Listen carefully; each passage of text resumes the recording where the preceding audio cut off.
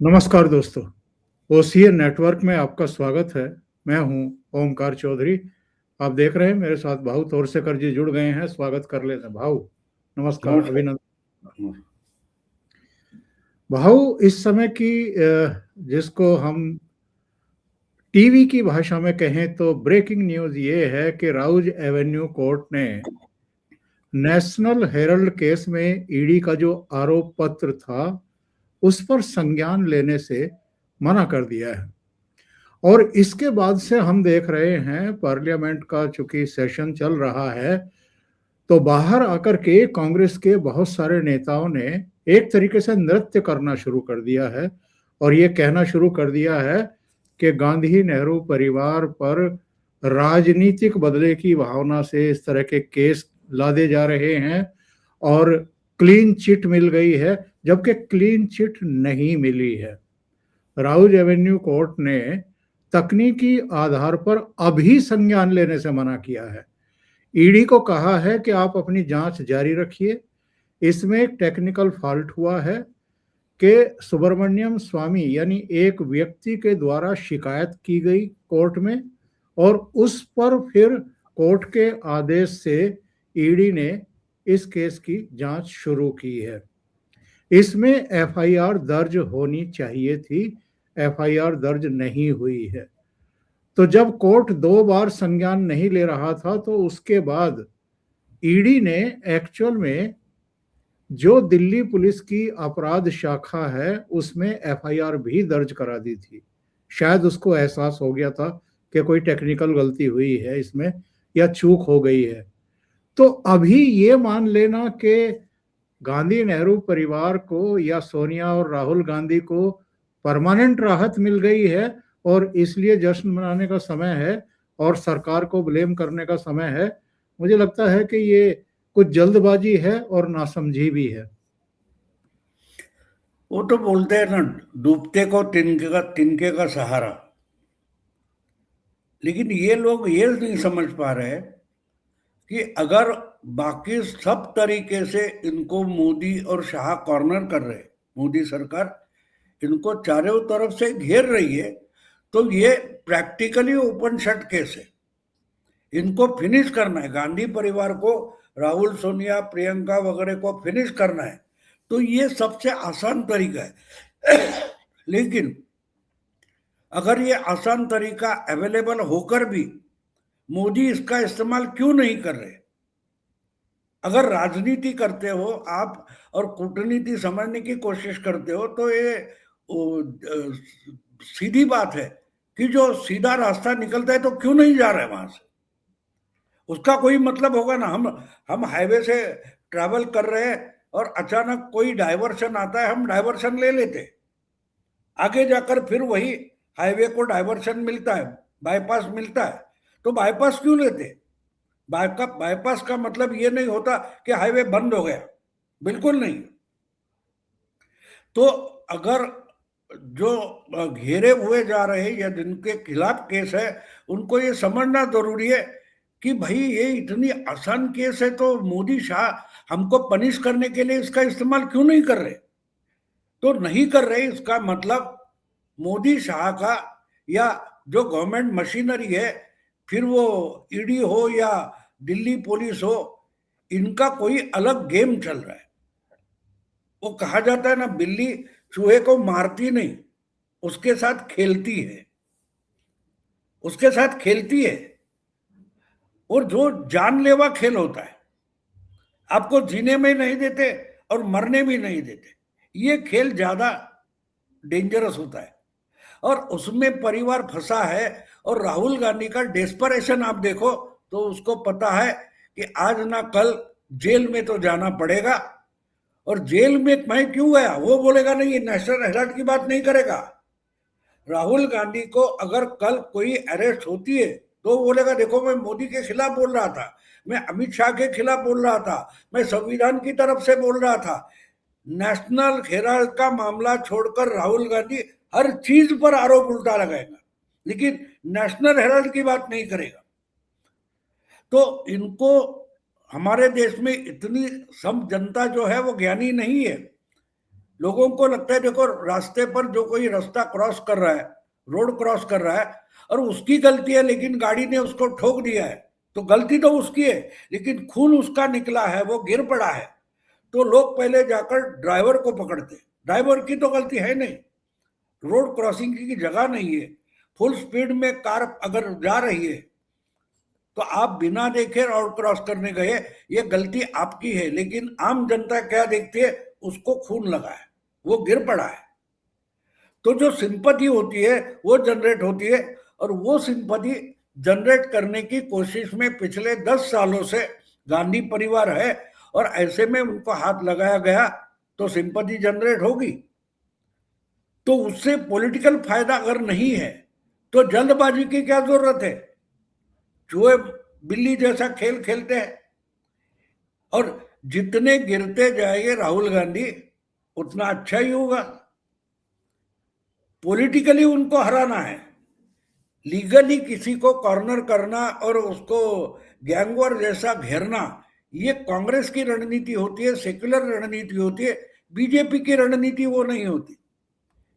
BJP की रणनीति या संघ की रणनीति जो होती है वो आपको इतना कमजोर कर देते हैं, अधमरा कर देते हैं कि आपकी लड़ने की क्षमता नहीं बचती। एक नेपोलियन की बात मुझे याद आती है। नेपोलियन ने कहा है कि जो अपने आप मरने वाला है या सुसाइड करने वाला है उसके काम में हस्तक्षेप मत करो। तो राहुल गांधी क्या कर रहे हैं, क्यों उनको मोदी जी रोके या हस्तक्षेप करे, चलते रहने दो, चलते रहने दो।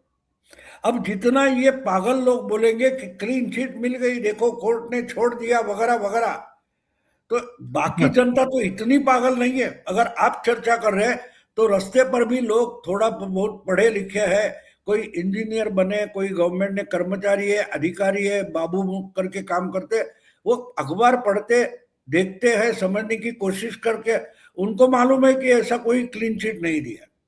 तो बाकी ये बोलते रहे, ये मीडिया में झलकेगा, लेकिन 98%, 96%, 7% लोग मीडिया से ताल्लुक ही नहीं रखते। तो ये मीडिया में क्लीन चिट मिल गया, कोई बात नहीं, अच्छी बात है। वैसे तो तेजस्वी जीत रहे थे, बिहार में वोट चोरी का मामला तूल पकड़ रहा था, हुआ क्या हमने देखा।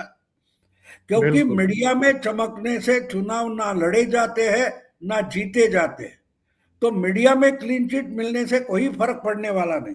और बहुत जल्दी 1 महीने बाद 16 जनवरी को मुंबई में भी वही हम देखने वाले हैं, जब बीएमसी का चुनाव होगा और नतीजे आ जाएंगे। भाव बीएमसी के चुनाव पर आएंगे, पर इससे पहले मैं एक सवाल और आपसे पूछूं। ये सबको पता है कि राउज एवेन्यू कोर्ट ने क्या कहा है, बड़ी स्पष्ट भाषा में कहा है, और जिनको समझ नहीं आता है उनको मैं पढ़ करके बता देता हूं।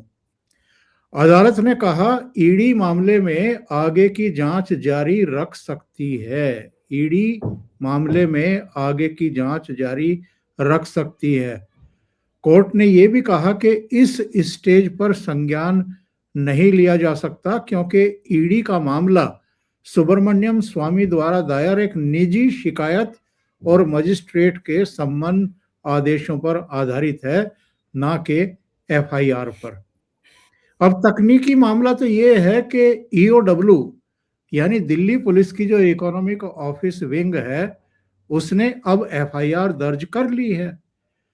तो जो इसमें एक्यूज बनाए गए थे, सोनिया गांधी, राहुल गांधी, सुमन दुबे, सैम पैत्रोदा, यंग इंडियन, डोटेक्स मर्चेंडाइज और सुनील भंडारी, इनके खिलाफ अब जांच पड़ताल उस एफआईआर के आलोक में ईओडब्ल्यू करेगी, ईडी को देगी, और ईडी नए सिरे से अपना आरोप पत्र तैयार करके वो राउज एवेन्यू कोर्ट या जो भी जज होंगे उनके सामने पेश कर देगी, मामला संज्ञान ले लिया जाएगा।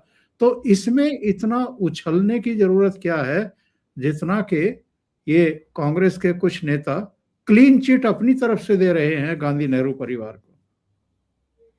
नहीं, वो और क्या करें, आप बोले उन्हें क्या करना है, उन्हें जाकर राहुल गांधी को जूते से मारेंगे? नहीं मारेंगे ना, नहीं मारेंगे, वो उनका नेता है, तो देखो ये सफाई आ गई, वो झूठ मूठ का तमाशा करेंगे।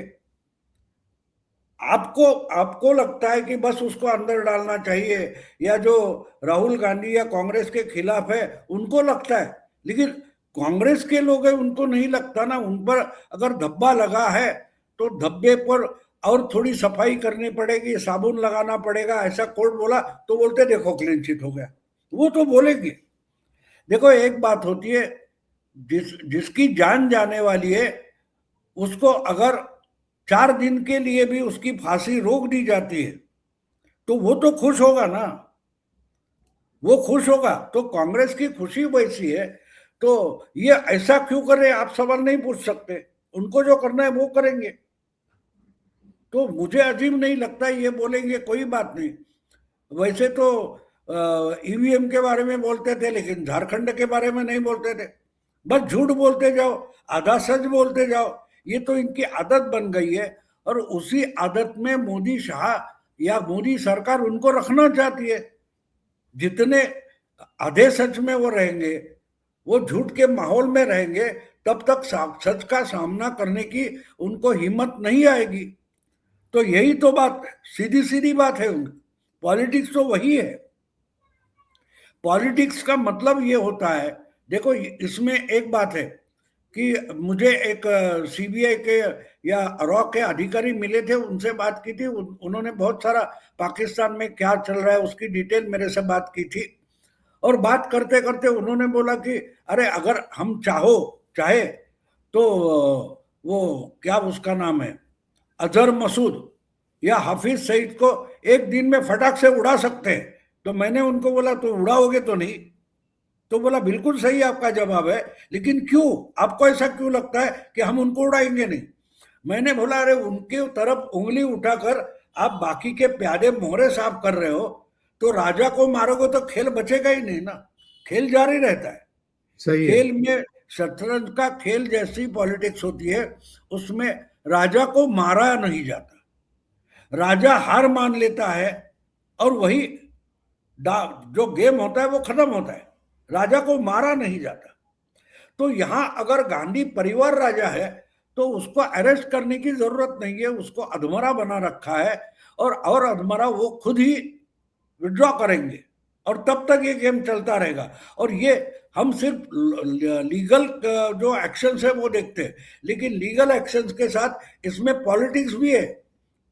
ये कोई छोटी मोटी बात नहीं है कि भाई एक कोई पकड़ा गया फ्रॉड करते हुए और किंगफिशर का विजय मल्ल्या भाग गया, नीरव मोदी भाग गया, ऐसी ये बात नहीं है, पॉलिटिक्स की बात है। तो इसलिए वो तो बोलेंगे क्लीन चिट मिल गया। वैसे तो विजय मल्ल्या भी बोल रहा है कि मैंने पूरा का पूरा लोन उतार दिया है, तो मुझ पर केस क्यों है? तो बोलते तू वापस आ जाना, तेरे को कोर्ट क्लीन चिट दे देगी। तो वो नहीं आ रहा है। तो गेम क्या होता है, कैसे, कानून वही है, लेकिन उस कानून का इस्तेमाल आप किस ढंग से करोगे, इससे मतलब होता है। सब्जी काटने के लिए ही घर में एक छोटा छुरी चक्कू होता है, लेकिन उससे मर्डर भी हो सकती है। तो बहुत सारी बातें होती है। आपके हाथ में औजार क्या है उससे मतलब नहीं, आपके दिमाग में मकसद क्या है, उद्देश्य क्या है, लक्ष्य क्या है। तो इसमें ये बात है, कोई बड़ी बात नहीं। राहुल गांधी का लक्ष्य क्या है भाऊ? वो कबर खोद हो रहे हैं ना, मोदी की कबर खुदेगी वगैरह वगैरह कुछ रामलीला या कहा, वो उनका रैली हो गया। मोदी कबर खुदेगी, आज नहीं तो कल खुदेगी, ये कहते कहते 90 फीट गड्ढा खोद गए और खुद ही नीचे अटक गए। अब वहां से बाहर कैसा निकलना, कोई सीढ़ी वगैरह तो है नहीं। यानी मोदी के लिए गड्ढा खोदते खोदते इतना गहरा गड्ढा खोद लिए है कि 90 फुट, कुछ 95 फुट बोलते, जितने चुनाव हारे हैं उतना एक एक फुट गिनो, तो खुद 90 फुट 95 फुट गड्ढे में गिर गए नहीं, खोदते खोदते नीचे गए, मिट्टी ऊपर रखते गए, लेकिन भूल गए कि गड्ढे से खुद को बाहर निकलना है। और बोलते कि मोदी के लिए खोद रहा है, तू 90 फुट नीचे गया है ना। वो समझने के लिए थोड़ा दिमाग जरूरी होता है, बस वही चीज राहुल गांधी के पास है नहीं। तो उनका लक्ष्य क्या होगा? कोई लक्ष्य नहीं है। फिर से विदेश निकल गए हैं 5 दिन के लिए। बता रहे हैं कि जब संसद का सत्र समाप्त हो जाएगा तब 20 तारीख को लौटेंगे और इस दौरान तमाम अहम बिल पेश होने हैं। नेता प्रतिपक्ष के तौर पर उनको विदेश में रहना चाहिए ऐसे मौके पर या यहाँ रहना चाहिए? उनको भी पता नहीं है ना, उनको कहाँ पता है। अच्छा, आप जिसको विदेश भेज दो उनको विदेश नहीं लगता। एलओपी आपके दिमाग में जो है रूल्स रेगुलेशन, उस तरीके से आप उसका एनालिसिस करते हो, लेकिन उनके लिए राहुल गांधी है। वो अपोजिशन लीडर हो ना हो, देश में हो ना हो, विदेश में हो ना हो, जमीन पर हो ना हो, हवा में हो, उनको पता नहीं क्या है, क्या सही है क्या गलत है। इसका ही जिसको पता नहीं है उसके बारे में ये सब चर्चा फजूल की चर्चा है। पार्लियामेंट में क्या होगा उससे मतलब नहीं है। वो परसों बोल रहे थे, देखा अमित शाह का हाथ कांप रहा था। अब क्या बोलेंगे हम? क्योंकि देखो, मैं हमेशा एक बात कहता, हमको भूत दिखता नहीं इसका मतलब भूत नहीं है, लेकिन जिसको दिखता है उसको दिखता है क्योंकि उसे देखना है। बात सीधी है ना। देखो, वही फिल्म होती है कि ये टीवी पर अलग अलग सीरियल, फैमिली सीरियल चलते हैं, वो देख के भी आंसू बहाने वाले लोग हैं ना, वो इन्वॉल्व हो जाते हैं। तो एक्चुअली तो टीवी के बॉक्स में ये एक स्टोरी चल रही है, उससे ज्यादा कुछ है ही नहीं, उसमें हकीकत भी नहीं है। मालूम है कि ये सीरियल है, ये अच्छे और सच्चे लोग तो है नहीं, ये फैमिली भी नहीं जिसके फैमिली ड्रामा हम देख रहे हैं, फिर भी वो देखकर इमोशनल होने वाले लोग होते हैं। तो वैसे ही राहुल अपनी अलग दुनिया में रहते हैं, तो उनकी दुनिया को हमारे रूल्स नहीं लगते, हमारा लॉजिक उनकी जिंदगी में है नहीं, उनका लॉजिक अलग है। अगर दीवार पर एक छिपकली चढ़ रही है, राहुल गांधी बोलेंगे देखो कैसा हाथी दीवार पर चढ़ रहा है, तो जयराम रमेश वगैरह बोलेंगे देखो देखो अजीब बात है, इतना बड़ा हाथी है लेकिन छोटा होकर दीवार पर चढ़ रहा है, अगले मंजिल पर जाएगा और फिर से हाथी बन जाएगा। आप उनको सवाल पूछोगे तो वो छिपकली की भी सूंड दिखाने की कोशिश करेंगे। तो ऐसे लोगों से आर्ग्यूमेंट करना गलत है, उनको उनके भ्रमित स्थिति में रहने देना ही खुश होता है।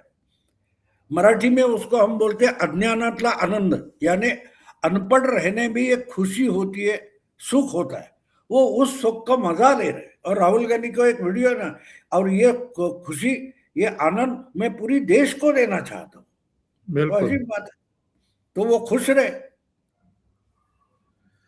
भाव बात ये है कि पूरी दुनिया, पूरा देश जो भी सदन की कार्रवाई देख रहे थे उस दिन, अब तो चूंकि ग्लोबलाइज है सारी चीजें, ऑनलाइन भी चीजें चलती हैं, केवल ये नहीं है कि संसद टीवी को देश में ही देखा जाता है, पूरी दुनिया में देखा जाता है।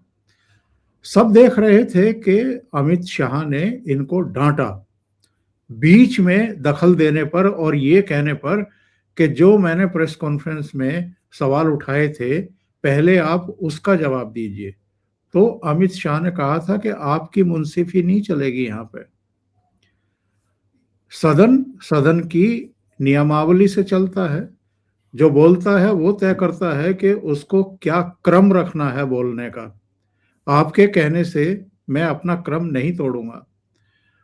और कैमरों पर है सारी चीजें, सबने देखा है, इसके बावजूद आप बाहर आकर के झूठ बोलें, यानी लोगों की आंखों में धूल झोंकने की कोशिश करें, जो राहुल गांधी लगातार 2014 के बाद से कर रहे हैं, अपने कार्यकर्ताओं की, अपने नेताओं की आंखों में धूल झोंकने का काम कर रहे हैं, लगातार हार रहे हैं, कोई ना कोई बहाना बना रहे हैं। इस बार भी डपट पड़ी है, डांट पड़ी है और कह रहे हैं कि अमित शाह के हाथ कांप रहे थे। नहीं, वो ठीक है ना। वो देखो, एक बात मैंने वही तो आपको बोला ना, जिसको भूत देखना है वो देखेगा ना। आप कौन होते हैं उसको रोकने वाले? अब हर कोई प्रेस कॉन्फ्रेंस लेता है, उसके जवाब पार्लियामेंट में होम मिनिस्टर या प्रधानमंत्री देते नहीं है, देने की जरूरत भी नहीं। जो जो कुछ है वो सवाल हाउस में उठाना पड़ता है। ये आम आदमी को भी समझता है, जिसको पार्लियामेंट्री डेमोक्रेसी मालूम है उसको कहता है। इसको समझ आप। अब मुझे एक बताइए, आपके घर में एक अब छोटी नातिन है, अब इसकी पूरी समझ नहीं है, इस पर आप चर्चा करते हो घर में? क्यों नहीं करते कि भाई इसको एबीसीडी क्यों नहीं आ रहा है, इसे अब कड़ई क्यों नहीं आ रहा है? नहीं आएगा ना, नहीं आएगा, उसकी इतनी समझ नहीं है। तो ये चर्चा का सब्जेक्ट है ही नहीं। हाँ, टाइम पास का सब्जेक्ट जरूर है। हम एंजॉय करते हैं, हमारे घर में छोटा बच्चा होता है, वो अलग अलग बचकानी हरकतें करता है, तो हम उसको एंजॉय करते हैं। मैं राहुल गांधी को एंजॉय करता हूं, उसको सीरियसली नहीं लेता। अब कुत्ते की दुम टेढ़ी क्यों है? अरे सदियों से टेढ़ी है भैया, सदियों से टेढ़ी है। इसलिए तो उस पर एक कहावत बन गई है ना, कुत्ते की दुम। तो वैसे राहुल गांधी वैसे वो सीधी होने वाली नहीं है। आप कितने भी डिबेट करो, आप कितनी भी सराहना करो, आप कितनी भी निंदा करो, अलग अलग नलियों में वो दुम डालो, वो सीधी होने वाली नहीं है, क्योंकि दिमाग है ही नहीं। एक कई एक जो व्यंग काव्य का प्रोग्राम होता है, उसका वीडियो में मैंने देखा, तो उसमें एक व्यंग कवि ने बढ़िया बोला, कांग्रेस वालों का भरोसा किस पर है और किस पर नहीं है ये बात छोड़ दो, लेकिन बैल दूध एक दिन देगा, इस पर कांग्रेस वालों का भरोसा है। इससे और व्यंग क्या हो सकता है कि राहुल गांधी सही ढंग से काम करेंगे, अपोजिशन लीडर बन के, प्रधानमंत्री बनकर, या और कोई भी काम, नौका में बैठकर मछली पकड़ने जाएंगे तो अचानक डुबकी मारेंगे। अब ये किसी ने सोचा था? अब मुझे बताइए। तो ये एंजॉय करने की बात होती है, चर्चा करने की बात नहीं होती। हाँ, वो एलओपी पर बैठे, ठीक है, कोई कुत्ता आकर या बंदर आकर अगर सिंहासन पर बैठ जाए, इसलिए राजा नहीं होता, क्योंकि राजा जो होता है उसको कारोबार होता है वो चलाना होता है, सत्ता चलानी होती है, निर्णय लेने, फैसले लेने होते हैं। अब राहुल गांधी बैठकर वहां क्या करेंगे? बैठेंगे तो मानता हूं मैं, बहुत सारे लोग बैठते, लेकिन सिंहासन पर बैठने से या अपोजिशन लीडर की जगह पर बैठकर राहुल गांधी बड़े नहीं होते। अब ये इसकी समझ में नहीं है, और कांग्रेस वालों को भी ये सब समझता है, लेकिन वो लाचार है कि राजा खुश होगा। आपको एक बात और बता दूं कि हम बार बार सुनते हैं, कहा जाता है कि जब रोम जल रहा था तो नीरो फिडल बजा रहा था। आपको मालूम है नीरो कौन था, कैसा था? उसकी भी हिस्ट्री अवेलेबल है। नीरो परवर्ट था, विकृत था, उसका दिमाग नहीं चलता था, लेकिन वहां के जो उसके बड़े बड़े पंडित हुआ करते थे, वो तो उसकी सराहना करते थे, गुणगान करते थे कि ये तो बड़ा कलासक्त राजा है, ये तो बड़ा अच्छे अच्छे फैसले लेने वाला राजा है। शर्म आती है मुझे, वो जो उन नीरो के समय के जो बुद्धिवादी थे, बुद्धिजन थे, और आज के हमारे देश के जो इंटेलेक्चुअल क्लास है, उनकी तुलना हो सकती है कि राहुल ने ये किया, राहुल ने वो किया, राहुल ने घेर लिया। अरे क्या मजाक कर रहे हो? लेकिन उनको भी नहीं रोक सकते, क्योंकि उनको तो मालूम है उनकी रोजी रोटी उस पर निर्भर है। जब तक राहुल फिरा रहेगा, खुश रहेगा, तो हमारे कटोरे में कुछ डालेगा। तो उनको अपनी इज्जत बेइज्जत हो रही है ऐसे बातें करके, ये भी इनके समझ में नहीं आता है। तो हम क्या करें? तो राहुल कभी दिमाग की बात करेगा, ये सोचना पहले बंद करो। मैं आपको बार बार बोलता हूं, उससे अच्छी चीजें है, देखने जैसी, कहने जैसी बहुत सारी चीजें हैं। अभी अभी धुरंधर नाम की फिल्म आई, इतना धमाल कर दिया है, तो उससे लोग अलर्ट हो रहे हैं, नव जागरण शुरू हो गया है। तो ये बातें हो रही है। हाँ, राहुल गांधी का उसमें कुछ हिस्सा है, क्योंकि राहुल गांधी जितनी निगेटिविटी फैलाएंगे, उतनी पॉजिटिविटी अपने आप सुपोषित होगी। इसकी भी गारंटी है। इसलिए राहुल गांधी की भी जरूरत है इस पॉलिटिक्स में। अमित शाह ने सदन में बोलते हुए कहा था कि वो दिन भी अब दूर नहीं है जब कार्यकर्ता ही इनको घेर कर इनकी कैफियत तलब करेंगे। कब वो समय आपकी दृष्टि में आएगा? असम केरल के बाद आएगा क्या, या अभी और समय लग सकता है?